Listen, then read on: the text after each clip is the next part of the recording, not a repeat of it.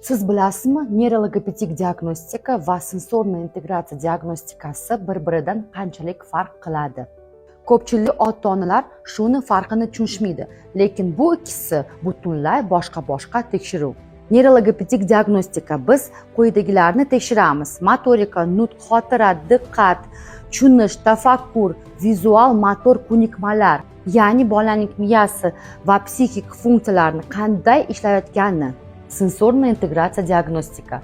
Biz bu yerda baholaymiz vestibulyar tizimi, propriotsepsiya, tanani boshqarish, mushak kuchi, taktil sezgirlik, ko'rish analizatori, eshitish idrok, muvozanat va koordinatsiyasi, motor rejalashtirish, ya'ni bolaning tanasi sensor ma'lumotni qanday qabul qilishi va qayta ishlashi. Qisqa savol: agar siz kamida 5 ta farqini topgan bo'lsangiz, zo'r, lekin ko'pchilik ota-onalar shu farqini bilishmaydi.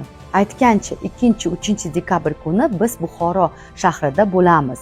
Logopeda O'zbekistoni korreksion markazining 2-filial ochilishi bo'lib o'tadi va aynan shu kunlarda men 2 turdagi diagnostikani o'tkazaman: neurologopedik diagnostika va sensor integratsiya diagnostikasi.